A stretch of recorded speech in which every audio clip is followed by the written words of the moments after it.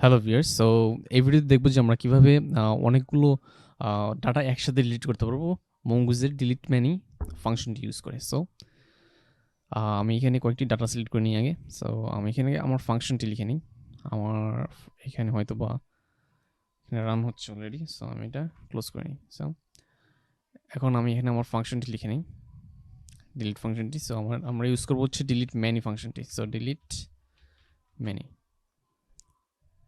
তো এখানে এমন ডাটা প্রেরণ করতে হয়, এমন কন্ডিশন দিতে হবে যাতে আমরা ওই কন্ডিশনের মাধ্যমে অনেকগুলো ডাটা পেতে পারি। সো আমি এখানে যদি যাই তাহলে এখানে দেখি যে রেটেড এখানে লেখা আছে পাস্ট।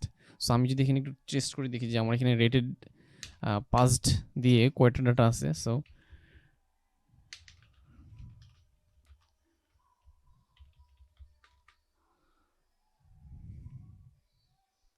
তো আমার এখানে দেখাচ্ছে কিন্তু 181টি অবজেক্ট আছে, ফাইল আছে। সো আমি চাইলেই 181টি ফাইল ডিলিট করে দিতে পারি। সো আমি এখানে টু deleteMany এখানে আমি একটা কন্ডিশন দিয়ে দিই। সো rated সো এখানে আমি বলছি যে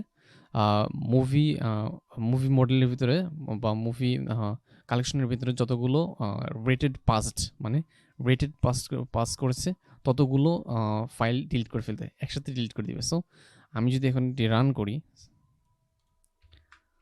সো রান করার পরে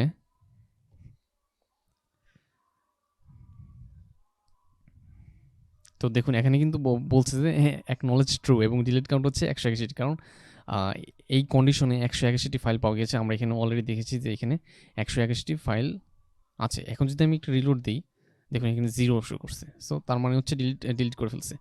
সো আমি যদি চাই এখানে মাল্টিপল কন্ডিশনও দিতে পারি। ধরুন আমি এখানে যদি চাই অনেকগুলো আইডির দ্বারাও আমি এখানে ডিলিট করতে পারি, যে সেটা আবার অন্য একটি কন্ডিশন ইউজ করতে হবে। সো এটি এই ভিডিওতে দেখাবো না, পরের ভিডিওতে কোনো একটি ভিডিওতে দেখাবো যে কীভাবে অনেকগুলো আইডি দিয়ে সেখানে শুধু ফাইন্ড করে সেই আইডিগুলো ডিলিট করবে, অনেকগুলো ডিলিট হবে একসাথে।